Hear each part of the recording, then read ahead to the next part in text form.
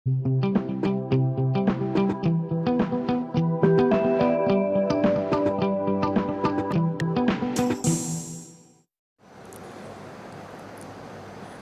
नमस्ते। आज हम चेचक यानी चिकन पॉक्स नामक रोग के बारे में जानेंगे।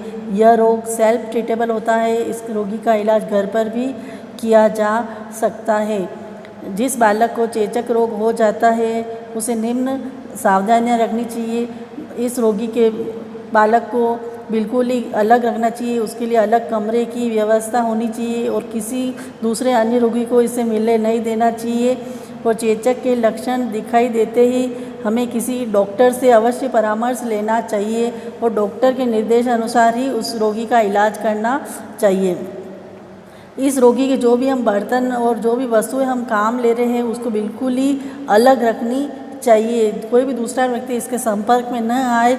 और इस रोगी के जो मल मूत्र थूक आदि होता है उसको जला देना चाहिए या कहीं किसी ज़मीन में गाड़ देना चाहिए। और रोगी की जो सेवा करता है उसको भी चेचक का टीका अवश्य लगाना चाहिए। बाज़ार में इसकी जो वैक्सीन है वह अवश्य बच्चों को लगाना चाहिए। रोगी के दानों पर से उतरने वाली पपड़ी को एकत्रित कर जला देना चाहिए।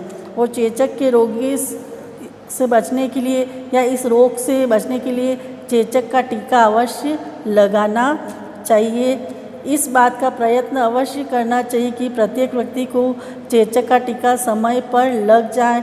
इस रोग के होने पर व्यक्ति या बालक कुरूप हो जाता है।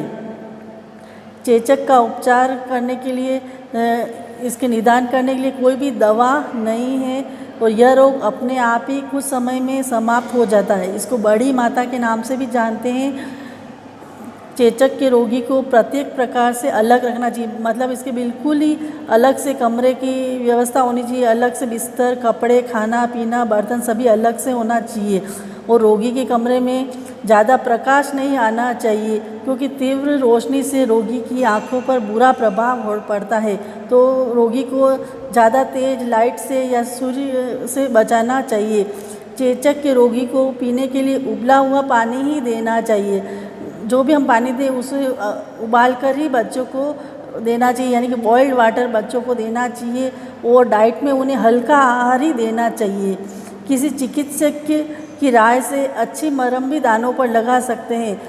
मतलब कोई भी अगर आप दवा कर रहे हैं तो वो डॉक्टर से परामर्श करके ही करें। वैसे ये सेल्फ ट्रीटेबल रोग होता है और दानों पर खुजली आती है तो उसे खुजलाए नहीं।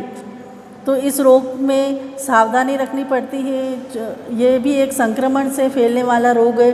तो ये ध्यान रखिए कि दूसरे बच्चे या कोई भी व्यक्ति इस रोगी के संपर्क में न आए।